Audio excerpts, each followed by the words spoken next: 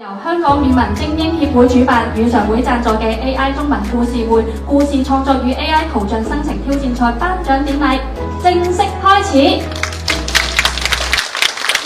我哋今日共聚一堂咧，其實係要完成一項非常重要嘅任務，就係喺 AI 嘅科技浪潮入邊咧，見證我哋點樣將最先進嘅科技轉化為學習路上嘅動力。而更加令人振奮嘅係咧，我哋即將睇到同學點樣利用佢哋嘅想像力喺創作嘅海洋入邊，借助 AI 生圖呢個東風嚟到開闢出獨一無二嘅創作航線㗎。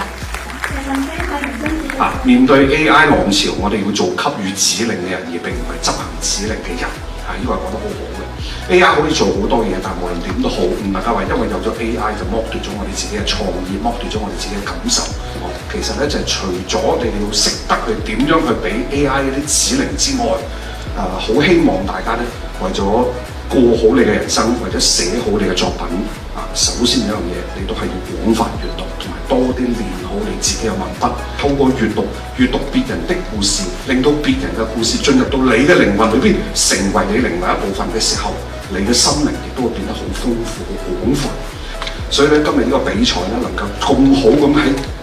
文字嘅創作、繪圖嘅創作、科技嘅結合、人文嘅結合、相互結合一起咧，係一個創舉嚟嘅。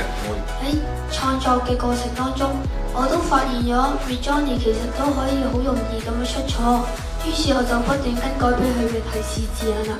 最後就有呢一本書嘅出現啦。喺自己擅長嘅3個題材上面加入咗 AI 元素繪圖，就好似歷史同埋科技呢一層嘅技巧，令個故事更加精彩同埋豐富。喺呢次嘅採用咗經歷上，我明白到科技喺我哋嘅生活同埋創作上面有好大嘅幫助，但我同時意識到科技發展嘅同時，亦都會帶來一啲隱憂，就係會令我哋變懶。喺創作繪本嘅過程，我不時都會遇到啲困難，例如人工智能會曲解我嘅指令，畫出同故事情節無關嘅圖畫。喺呢個經歷，我學識到點樣更加精準咁去輸入指令。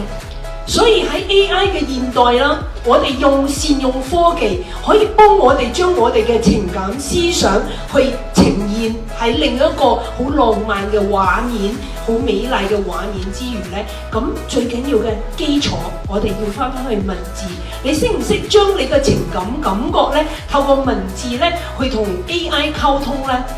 多謝大家，希望大家呢繼續支持呢個活動。